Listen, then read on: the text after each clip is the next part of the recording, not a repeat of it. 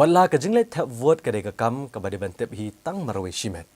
Nri Presiden kahnyotrap Aceh National Movement HANM uba alam prang karbani.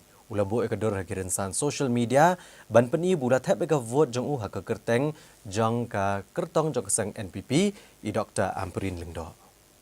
Kibobun kinong tap vote haba kilit ban tap ki vote jong ki kim trek ban yatho ne batai AA yanua ki vote ne ki kershan namar bagade ka kam kabade ban tip tang haladi shimet. Nrai buan kilas ngo kendit bani i bau ba lam prang karbani ulashan ne kadora balas pensa priang hikiransan social media ban peni shipat ba bula tap eka vote ha kaba ubudam ulasaw ha kador jong ka kertong ke NPP Dr. Ampurin Lingdo. Kibor peniat election kilakang persya bandra ayu mobile phone hapo ke Jakarta vote kamtam ban chandor ne bandring video yano bagi vote.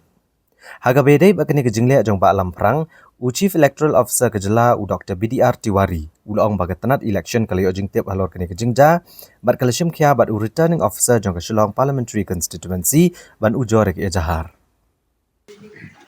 The matter has come to our knowledge also. The cognizance has been taken, and RO Silang is in the Silang district and in the Silang constituency area.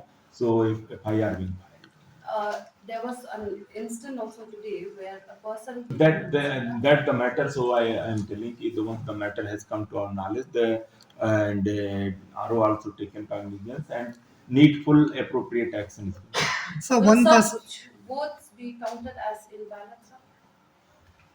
It will be very difficult because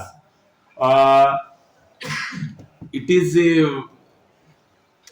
once we will properly examine entire matter and accordingly all the needful action will be taken.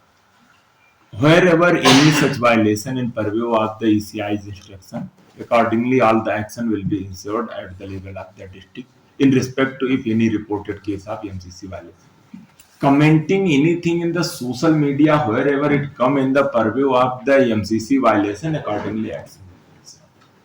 U Chief Electoral Officer ula pentebru bakatanat election nado bela pentrekam ya ka model code of conduct kali okurup katwei klur shipaulak prapusan hajar tengka tam ka bakentop ekjing sampisa kijing di pun buat u drugs bagi jing ais ngobha.